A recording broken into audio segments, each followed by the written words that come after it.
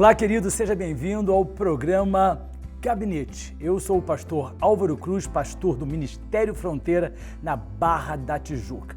E aproveitamos para convidar você a vir conhecer a nossa igreja participando de um dos nossos cultos.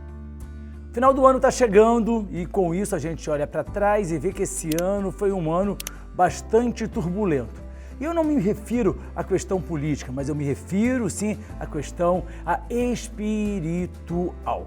As mídias sociais estão carregadas de situações complicadas para nós que nos chamamos de evangélicos, crentes, cristãos. Há muita coisa que é colocada e que vai de encontro à palavra de Deus. É como se nós estivéssemos rasgando a Bíblia, buscando as nossas próprias convicções e tentando achar para elas um respaldo que não existe na palavra de Deus. Nos dizendo cristãos, nós somos quase cristãos. A Bíblia narra um fato que está lá no Evangelho de Lucas, no capítulo 18, versículos de 18 a 23. Certo homem importante chegou até Jesus e lhe perguntou: Bom mestre, que farei para herdar a vida eterna? Por que você me chama bom? Respondeu Jesus. Não há ninguém que seja bom a não ser somente Deus. Você conhece os mandamentos: não adulterarás, não matarás, não furtarás, não darás falso testemunho, honra teu pai e a tua mãe. Tudo isso tem obedecido desde a adolescência, disse ele. Ao ouvir isso, disse-lhe Jesus: falta-lhe ainda uma coisa. Venda tudo que você possui e dê o dinheiro aos pobres e você terá um tesouro nos céus. Depois, venha e siga-me. Ouvindo isso, ele ficou triste, porque era muito ruim. Este homem tinha aparência de um homem temente a Deus. Provavelmente a sociedade reputava que ele era uma pessoa verdadeiramente temente a Deus. Até que ele se depara com a verdade. E essa verdade se chama Jesus Cristo. E aí então pode-se perceber que este homem estava completamente perdido no reino de Deus. Ele pergunta a Jesus: o que farei para herdar a vida eterna? E a resposta de Jesus foi muito objetiva, direta. Você conhece os mandamentos. Da mesma forma que eu e você conhecemos a palavra de Deus. Nós conhecemos as verdades irrefutáveis da palavra de Deus. E a Bíblia, ela não se altera para ser contextualizada, para se modernizar, se adaptar aos conceitos da atualidade. Aquilo que a Bíblia declara que é pecado, será pecado daqui a 2000 anos. Foi pecado há 2000 anos passados. Não adianta a sociedade querer impor novos conceitos, novos valores, novas situações, porque a Bíblia, ela não vai ser modificada. E também não adianta nós que nos dizemos cristãos, assim como esse homem era reconhecido pela sociedade como um homem temente a Deus, querermos adaptar isso à nossa vida espiritual. Cuidado! Nós vivemos tempos muito complicados. O que a gente vê de situações colocadas nas mídias sociais vai de encontro total à palavra de Deus. Não interessa o que a sociedade está dizendo, não interessa aquilo que às vezes até os valores culturais estão se impondo, não interessa a relatividade que infelizmente nós vivemos em pleno século XXI. Isso não vai impor a Deus, a Jesus, que as verdades sejam modificadas. Quando Jesus disse para ele: você conhece os mandamentos, não vai adulterar, você não vai matar, etc., aquele homem ficou imensamente alegre, porque ele era um legalista. Isso eu já tenho feito, como se aquilo fosse suficiente para apresentar a Jesus o quanto aquele homem ele era digno de ser um seguidor de Jesus Cristo. A palavra de Deus em Efésios 2:8, Paulo escreve dizendo: vocês não são salvos, pois vocês são salvos pela graça, por meio da fé. E isso não vem de vocês, é dom de Deus. Graça é favor não merecido de Deus. E é através dela que nós somos salvos. Não há mérito algum que nós possamos apresentar a Deus, como esse homem acreditava que tinha. Mas olha, eu faço isso, eu faço aquilo, a sociedade me reconhece. Não são as funções que nós ocupamos dentro das igrejas que vão nos dar autoridade para que nós venhamos a propor coisas que vão de encontro à palavra de Deus. Não é o que você pensa, não é aquilo que você acha. Com muita sinceridade, Deus não está interessado nisso, porque Ele é Deus. A verdade dele é absoluta. E se Ele diz é pecado, independente da sua opinião, independente daquilo que você acha, vai ser pecado. E isso vai pesar na nossa vida espiritual. Isso vai pesar na nossa salvação. Somos salvos pela graça. Não vem de mim, não vem de você. A resposta daquele jovem foi uma resposta de alguém que se orgulhava daquilo. Eu tenho obedecido tudo isso desde a adolescência. Jesus sabia disso. Mas Jesus vai e toca então no ponto nevrálgico da situação.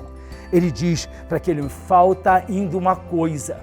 E isso deve ter deixado aquele homem tremendamente assustado, porque ele pensava que era sem ser. Nós vivemos na atualidade, nos dias odiernos, situações exatamente assim.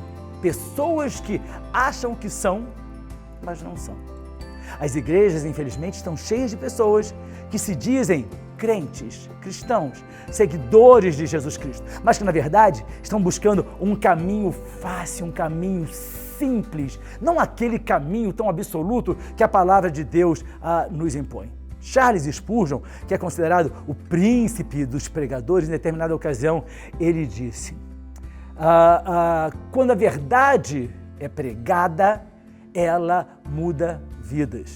Mas atualmente, já nos tempos dele, quando a verdade é pregada, as pessoas mudam de igreja. Porque as pessoas estão buscando caminhos fáceis, assim como este homem também estava buscando um caminho fácil para chegar até Jesus Cristo. A verdade da palavra de Deus, ela nos liberta exatamente dessa pressão da sociedade. Nós sabemos aquilo em que cremos, nós sabemos em quem cremos e nós sabemos por que cremos. E isso é a âncora da nossa vida espiritual. Falta-lhe ainda uma coisa, disse Jesus para aquele homem, e aquele homem certamente se assustou. Vende tudo que você tem e dê o dinheiro aos pobres. Aquilo entristeceu o homem porque ele era muito rico, porque ele cumpria em parte a palavra, ele obedecia aos mandamentos, mas ele não obedecia o todo plenamente, porque quando Jesus, o verbo que se fez carne, determina que ele vá e venda tudo, porque sabia que seu coração estava preso nos valores, no seu patrimônio, aquele homem se entristece e não obedece. Não importa, queridos, aquilo que muitas vezes nós vemos, nós lemos, pensamos, nós não vamos conseguir relativizar a palavra de Deus. Ou nós obedecemos a palavra de Deus por completo, ou nós não estamos obedecendo. Somos quase cristãos. A Bíblia diz que, ouvindo isso, aquele homem ficou triste porque era muito rico. Mas ele ouviu de Jesus aquilo que era necessário. A palavra de Deus ensina a mim e a você aquilo que é necessário para que nós verdadeiramente sejamos filhos de Deus. Não há motivo para que nós venhamos a nos entristecer. Nós precisamos fazer, como fez Paulo, combater o bom combate.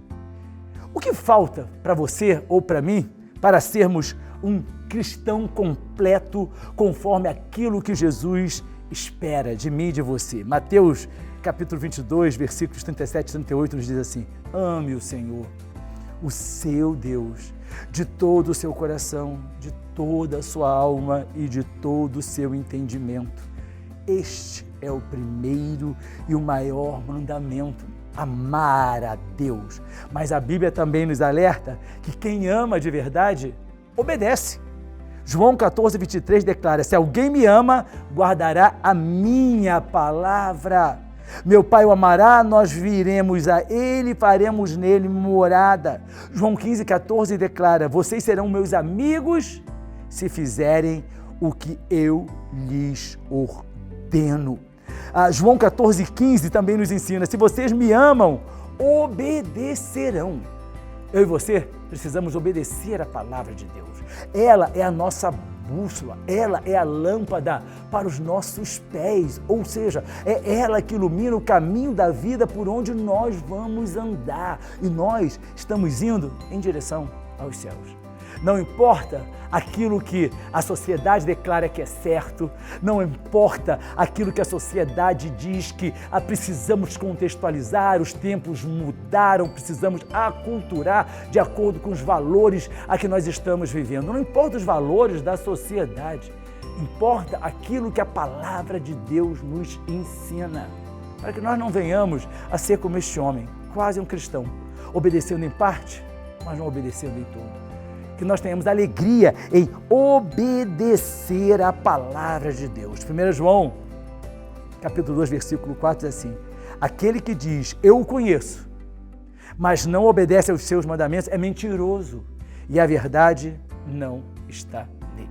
Não adianta nós dizer, mas Deus entende, Deus sabe. Se você for no livro de Gênesis, você vai encontrar literalmente a serpente, quando foi tentar Eva e Adão, dizendo para eles, Deus sabe que, Deus sabe que Ele nos criou, Ele nos deu a sua palavra, e que quando nós o amamos verdadeiramente, somos capazes de obedecê-la, porque nós não queremos ser quase um cristão. Nós queremos ser verdadeiros crentes na verdade absoluta da palavra de Deus. Que a palavra de Deus continue sempre iluminando a nossa vida, porque ela é fiel e verdadeira. Deus abençoe você.